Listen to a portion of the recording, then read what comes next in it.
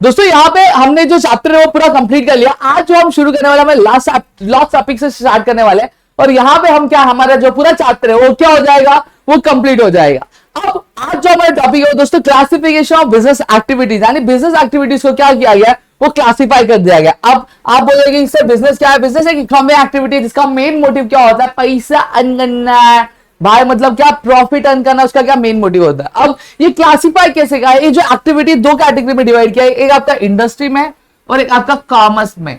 Sir हम तो commerce background से है लेकिन हमें कॉमर्स क्या होता है ये चीज हमें पता नहीं, तो आज हम देखेंगे कि कॉमर्स का एक्चुअल में मीनिंग क्या होता है। तो सबसे पहले हम क्या देखेंगे, हम यहाँ शुरुआत से जाएंगे, इंडस्ट्री सबसे पहले समझेंगे। अब इंडस्ट्री होता क्या है, देखो एक ऐसी जगह जहां पे क्या किया जाएगा कि आपका कोई भी जो रॉ मटेरियल, जैसे फॉर एग्जांपल टमाटर ले लेता, मुझे क्या बनाना, केचप बनाना है। अब एक ऐसी जगह पे मैं क्या कर रहा हूं, टमाटर लेकर आ रहा हूं, रॉ मटेरियल है जो मेरा, उसको प्रोसेस कर रहा हूं, उसको बना रहा हूं, उसमें फ्लेवर्स ऐड कर रहा हूं, उसमें चीजें ऐड कर रहा हूं, और ऐड करने के बाद क्या बन रहा है, मेरे फिनिश गुड बन रहा है, यानी ऐसा गुड बन रहा है जो क्या कंज्यूमर डायरेक्टली कंज्यूम कर सकते हैं। तो उस चीज को हम उस चीज को हम लोग फिनिश गुड बोलते हैं। और यहां पे अगर मैं बात करूं तो जहां पे ये किया जाता है उसको हम लोग क्या इंडस्ट्री बोलते हैं। अब जो इंडस्ट्री होती है वो क्या करती है, वो आपके दो तरह के गुड्स क्या करती है, प्रिपेयर करती है। कितने तरीके के, दो तरह के गुड्स प्रिपेयर करती है। एक होता है कंज्यूमर गुड्स। अब कंज्यूमर गुड्स मतलब क्या होता है, देखो कंज्यूमर गुड्स मतलब ऐसा गुड्स होता है जो क्या करता है, जो कंज्यूमर है डायरेक्टली कंज्यूम कर सकता है। जैसे अगर फॉर एग्जांपल बिस्किट की अगर बात करूं तो बिस्किट एक कंज्यूमर गुड्स है क्योंकि कस्टमर का डायरेक्ट कंज्यूम कर सकता है। अगर मैं बात करूं पेन की तो पेन का एक कंज्यूमर गुड्स है क्योंकि जो कस्टमर वो पेन को डायरेक्ट यूज कर सकता है। इरेजर की बात करूं, इरेजर एक कंज्यूमर गुड्स है जो क्या कर सकता है, बंदा इरेजर लेके इरेज कर सकता है। वही अगर मैं सेटवेट जेल की बात करूं तो वो कंज्यूमर गुड्स है क्यों, बंदा उसको लगा के क्या कर सकता है, अपने बाल जो है वो कुछ इस तरह से क्या कर सकता है, सेट कर सकता है। वही अब आता है दूसरा गुड्स होता है कैपिटल गुड्स। कैपिटल गुड्स मतलब क्या होता है, एक ऐसा गुड जो इंडस्ट्री प्रोड्यूस करती है लेकिन वो कंज्यूमर यूज नहीं कर सकते, वो एक्चुअली क्या जाता है किसी और इंडस्ट्री में जाता है ताकि एक नया प्रोडक्ट क्या बन सके। जैसे फॉर एग्जांपल अगर मैं लेता हूं, मेरा जो बिजनेस है वो टायर बनाने का बिजनेस है। क्या, टायर बनाने का बिजनेस। अब यहां पे कंपनी जो है टायर बना रही, तो क्या ये जो गुड्स होगा डायरेक्टली कंज्यूमर इंटेक कर सकता है, क्या कर सकता है, कुछ हद तक कर सकता है अगर उसके पास एक्सिस्टिंग कार है तो।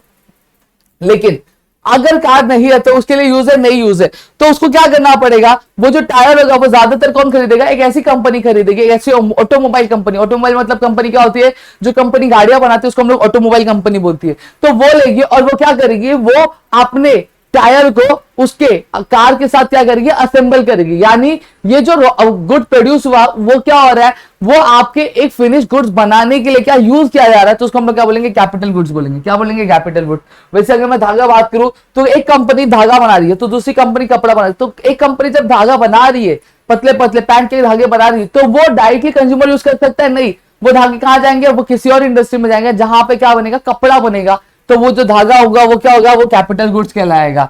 मदरबोर्ड की अगर बात करूं, लैपटॉप के ले लो, कंप्यूटर की बोलो, तो वो मदरबोर्ड हम डायरेक्टली यूज कर सकते हैं, नहीं। वो मदर किसी कंप्यूटर कंपनी के पास जाएगा, कंप्यूटर इंडस्ट्री में, और इंडस्ट्री वाला क्या करेगा, उसको बाकी जो हमारे कंपोनेंट्स है उसके साथ क्या करेगा, असेंबल करेगा। तो वो गुड्स को हम लोग क्या बोलेंगे, कैपिटल गुड्स क्या बोलेंगे दोस्तों।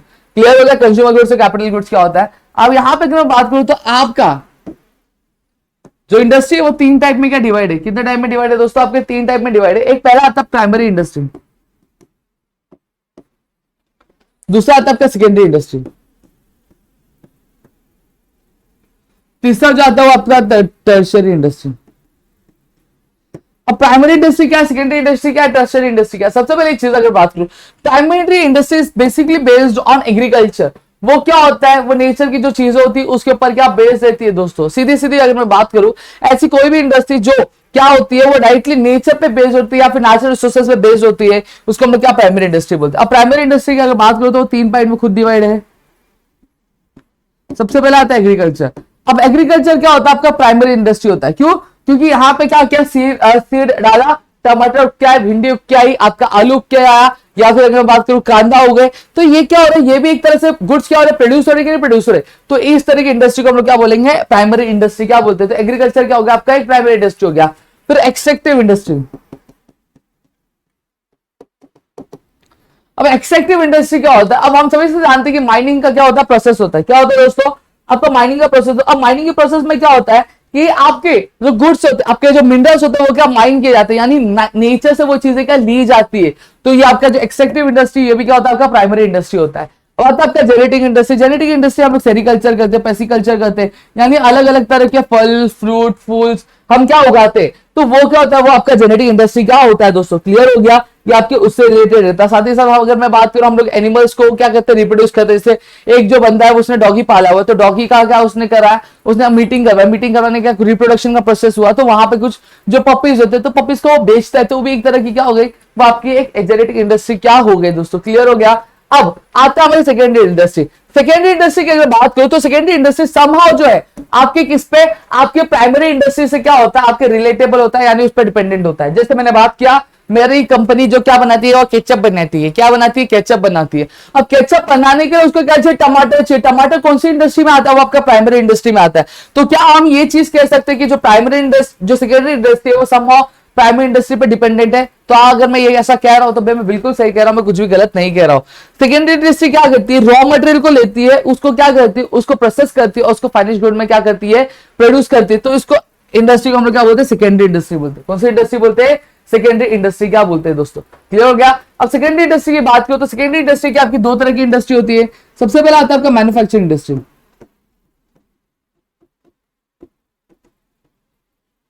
फिर आपका मैन्युफैक्चरिंग के बाद कौन सा इंडस्ट्री आता है, आपका आता है दोस्तों कंस्ट्रक्शन इंडस्ट्री। अब देखो मैन्युफैक्चरिंग मतलब क्या होता है, किसी चीज को बनाना, किसी चीज को प्रोड्यूस करना, उसको हम लोग मैन्युफैक्चरिंग इंडस्ट्री बोलते हैं। जैसे मैं टमाटर ले, टमाटर से मैंने क्या केचप बनाया, तो मैंने क्या किया, टमाटर को क्या किया, केचप को क्या किया, मैंने मैन्युफैक्चर किया। तो ये क्या होता है, आपकी मैन्युफैक्चरिंग इंडस्ट्री होती है।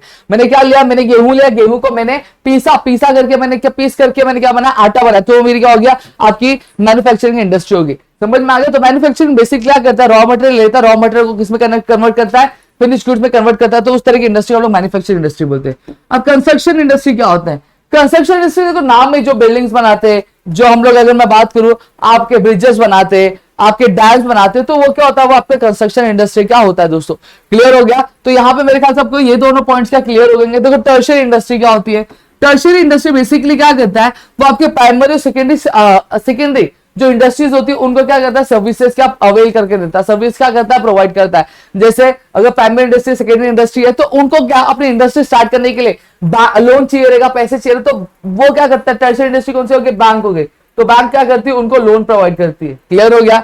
फिर उसके बाद अगर मैं बात करूं कि आपके एंटरटेनमेंट चाहिए रहता है, जैसे फॉर एग्जांपल वहां के वर्कर्स है, वहां की चीजें, तो वहां के वर्कर्स अभी कभी फ्रेश नहीं फील करे, तो उनको फ्रेश फील करवाने के एंटरटेनमेंट का इंतजाम कौन सी करती इंडस्ट्री करती है, वो आपकी टर्शियरी इंडस्ट्री करती है। प्लस कंपनी में कोई रिस्क आ गया, रिस्क बहुत सारे होते हैं, हम लोग बोलते हैं बिजनेस में बहुत सारे रिस्क को हम लोग हटा नहीं सकते, लेकिन कम कर सकते हैं, कैसे, इंश्योरेंस लेके।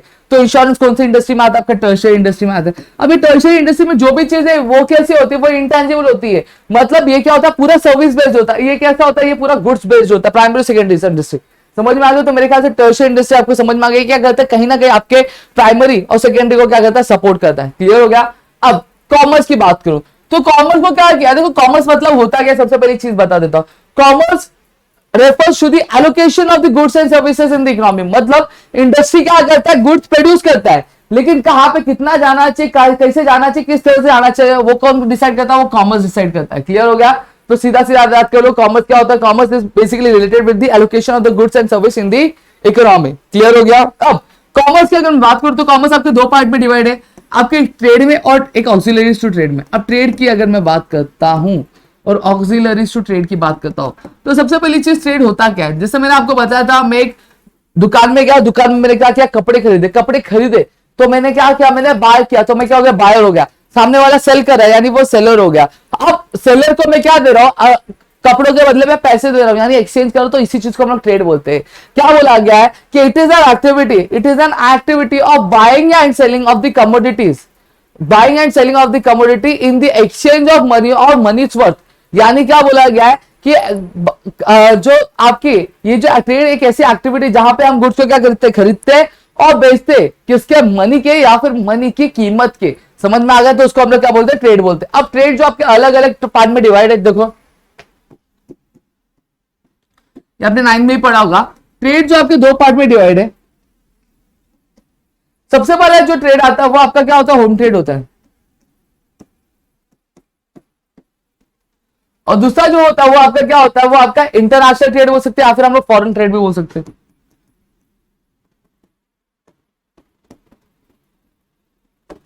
अब होम ट्रेड क्या होता है? देखो होम ट्रेड मतलब क्या होता है, होम ट्रेड को डोमेस्टिक ट्रेड भी बोला जाता है। ऐसी कोई भी एक्टिविटी खरीदने और बेचने वाली जो हमारे कंट्री के अंदर ही की जाती है उसको हम लोग होम ट्रेड बोलते हैं। अब फॉरेन ट्रेड मतलब क्या होता है? ऐसी एक्टिविटी जो हमारे कंट्री में तो होती है लेकिन बाइंग और सेलिंग दूसरी और कंट्री से भी होती है। जैसे मैं चाइना से गुड्स और सर्विसेज खरीद रहा हूं, बेच रहा हूं, तो मेरा क्या हो गया? वो मेरा आपका फॉरेन ट्रेड हो गया। मैं जापान से खरीद रहा बेच रहा हूं तो मेरा क्या हो गया? वो फॉरेन ट्रेड होगा। क्लियर हो गया? तो इसको हम क्या फॉरेन ट्रेड बोलते हैं। जब क्या ट्रेड की एक्टिविटी से हमारी कंट्री में हो तो उसको हम लोग होम ट्रेड बोलेंगे। जब कंट्री ट्रेडिंग एक्टिविटी दो अलग अलग, तीन अलग अलग देशों के बीच में होने लगे तो उसको हम लोग क्या बोलेंगे? फॉरेन ट्रेड बोलेंगे। क्लियर हो गया?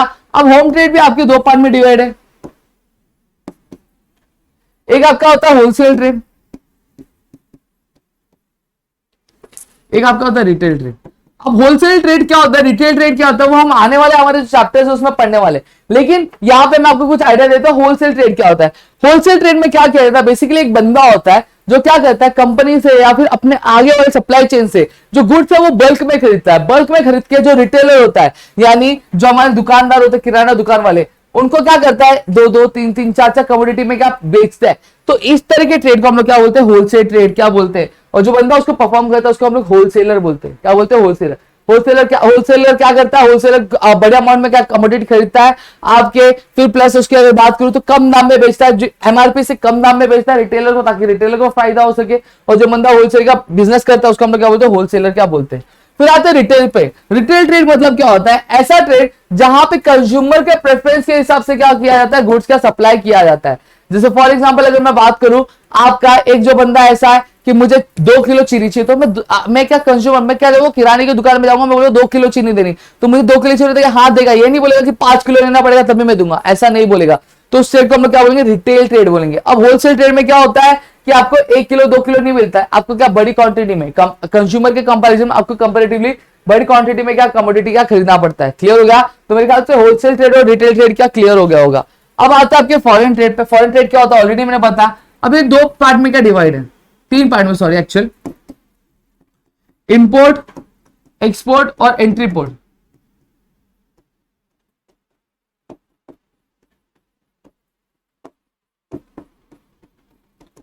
अब इंपोर्ट मतलब क्या होता है? देखो इंपोर्ट ट्रेड मतलब जब मैं क्या कर रहा हूं, जैसे फॉर एग्जांपल एक कंट्री है, चाइना एक कंट्री है। अब चाइना की कंट्री हो और इंडिया एक कंट्री है, ठीक है। और चाइना में मेरे दोस्त रहता, उसने मुझे क्या बेची? कार बेची। अब कार क्या कर रहा हूं मैं, चाइना से अपने इंडिया में मंगा रहा हूं। क्या मंगा रहा हूं? इंडिया मंगा रहा हूं, और उसके बदले में उसको पैसे दे रहा हूं। तो ये जो ट्रेडिंग की एक्टिविटी है, देखो बायर है, सेलर है। सेलर ने क्या किया? कार भेजी। अब जो बायर उसने क्या भेजा? पैसा भेजा। यानी ट्रेडिंग एक्टिविटी हुई कि नहीं हुई? हाँ हुई। तो अब ये जो चीज हुई, इस एक्टिविटी को हम लोग क्या बोलते हैं? इंपोर्ट बोलते हैं। क्या बोलते हैं? इंपोर्ट ऑफ गुड्स बोलते हैं। अब ऐसा क्यों बोलते हैं इंपोर्ट ऑफ गुड्स? क्योंकि जब कभी भी हमारे देश में क्या दूसरे देश से सामान आता है तो उसको हम लोग इंपोर्ट बोलते हैं। क्या बोलते हैं? इंपोर्ट। देखो इन मतलब अंदर आना है, इन मतलब क्या हो गया? अंदर आना है। समझ में आ गया? एक्सपोर्ट मतलब क्या होता है? देखो एक्सपोर्ट की अगर मैं सीधी सीधी बात करूं, जब मैं क्या कर रहा हूं, देखो एक्स का मतलब क्या होता है? एक्स मतलब एक ऐसी चीज जो क्या हो गई है? आके चली गई है। सही बात है। तो वही चीज अगर मैं बात करूं, अब मेरा ये देश है, ये मेरा देश है। अब यहां से मैंने क्या किया? मसाला भेजा क्या दूसरी कंट्री में, यानी चाइना में क्या मसाला भेजा, उनको क्या सूप में डाल के पीने के लिए। अब मैं क्या कर रहा हूं? मैं जो गुड्स है अपने पास रख रहा हूं, नहीं क्या मैं खरीद रहा हूं, नहीं, मैं अपने देश से दूसरे देश में क्या कर रहा हूं? गुड्स को मैं बेच रहा हूं। तो इसको मैं क्या बोलूंगा? एक्सपोर्ट बोलूंगा। क्या बोलूंगा मैं? एक्सपोर्ट बोलूंगा। जब मैं गुड्स के अपने देश में दूसरे देश से अपने देश के लिए खरीदता हूं तो उसको मैं इंपोर्ट बोलूंगा। जब वही अपने देश से दूसरे देश में बेच रहा हूं तो मैं उसको क्या बोलूंगा? एक्सपोर्ट बोलूंगा।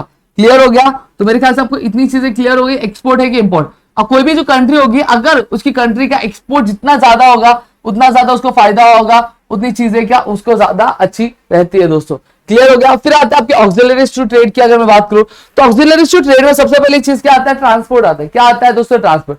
ट्रांसपोर्ट क्या होता है? सबसे पहले जो गुड्स को एक जगह से दूसरी जगह लेके जाना जो प्रोसेस होता है उसको हम लोग ट्रांसपोर्टेशन बोलते हैं।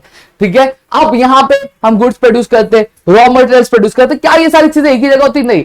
जो रॉ मटेरियल हो सकता है कहीं और से आए, जो गुड्स का प्रोडक्शन कहीं और, उसको बेचना कहीं और। अब एक इंसान तो अकेला तो लेके नहीं जाएगा, तो वहां पे क्या चाहिए रहता है? ट्रांसपोर्टिंग सर्विस चाहिए रहती है, जो हमें कौन प्रोवाइड करता है? ऑक्सिलरीज टू ट्रेड क्या प्रोवाइड करता है दोस्तों। क्लियर हो गया? अब दूसरी चीज की यहाँ पे अगर बात करूं, दूसरी चीज जो है दोस्तों वेयर हाउसिंग।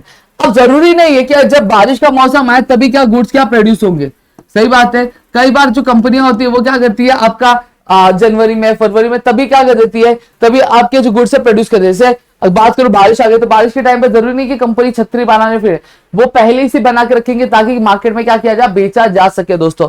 तो अब जब ये जो गैप होता है बारिश के सीजन और आपके सेलिंग सीजन के बीच, प्रोडक्शन सीजन के बीच में, तो जो गैप होगा वो फॉर एग्जाम्पल 2 to 3 मंथ्स का क्या गैप होता है, ठीक है। अब इतने टाइम तक आप करते क्या, अब इतने टाइम तक करते क्या, इतने टाइम तक जो छतरियां हमने बनाई है, फॉर एग्जांपल बारिश के लिए हमने जो छतरियां बनाई है वो हम क्या करते हैं, एक जगह पे स्टोर करते हैं। तो वो जगह कौन सी होती है, वेयर हाउसिंग की होती है। वेयर हाउसिंग क्या होती है, एक ऐसी जगह होती है जो हमारे गुड्स के लिए क्या होती है, बहुत ज्यादा सुटेबल होती है, तो उसको हम लोग क्या बोलते हैं, वेयर हाउसिंग बोलते हैं।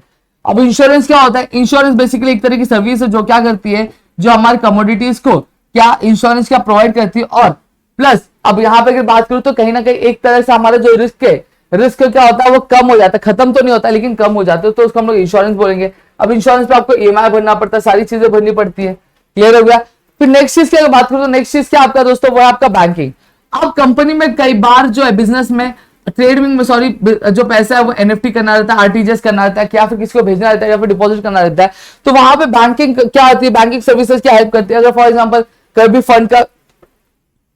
फंड कम पड़ गया या फिर पैसे कम पड़ गए कंपनी में, तो लोन ले पाती, तो कौन हेल्प करता है, बैंकिंग क्या हेल्प करती है। इवन तो अगर हम बैंक को क्या देंगे, आउटस्टैंडिंग एक्सपेंस, आउटस्टैंडिंग क्या दे देंगे, आउटस्टैंडिंग दे देंगे, तो बैंक वाले क्या हमारे जो बाकी सारी चीजें, जैसे कंपनी का बिल भरना, बाकी सारी चीजें वो भी क्या कर देगी, फुलफिल करके देगी। फिर इसके बाद अगर बात करूं एडवर्टाइजिंग, एडवर्टाइजिंग मेन पार्ट है दोस्तों कि कंपनी एडवर्टाइजिंग करती, क्यों करती है, ताकि जो बिजनेस, जो लोग हैं उनको क्या, उनके बारे में, प्रोडक्ट के बारे में क्या पता चले, जो तभी क्या होगा, ट्रेडिंग का प्रोसेस स्मूथली हो पाएगा, वरना हो नहीं पाएगा। तो छठी चीज है क्या, कम्युनिकेशन। अब कम्युनिकेशन इसलिए बोल रहा हूं दोस्तों क्योंकि अब जब कभी भी आपको इंफॉर्मेशन आप चाहिए रहती तो आप क्या करते हो, कम्युनिकेट करते हो। उसी तरह से आपका कम्युनिकेशन इस वजह से इंपॉर्टेंट है क्योंकि अगर बाई चांस अगर कुछ होता है या फिर कुछ चीजें होती है आपकी ऑर्गेनाइजेशन में, तो यहाँ पे कम्युनिकेशन क्या होता है, एक चीज हेल्प होता है जो आपको क्या हेल्प आउट कर रहा है। फॉर एग्जाम्पल मुझे रिव्यू चाहिए, मुझे फीडबैक चाहिए कस्टमर्स का, तो कम्युनिकेशन एक ऐसा प्रोसेस है जहां पे हम क्या कर सकते, कंज्यूमर के जो फीडबैक है वो क्या कलेक्ट कर सकते हैं। तो मेरे ख्याल से आपको ये चीजें क्लियर है तो प्लीज वीडियो को लाइक करिएगा, चैनल सब्सक्राइब नहीं किया तो चैनल सब्सक्राइब करो, अपने दोस्तों शेयर करो ताकि ऐसे और कई सारे वीडियो हम आपके लिए क्या लेकर आ सके दोस्तों।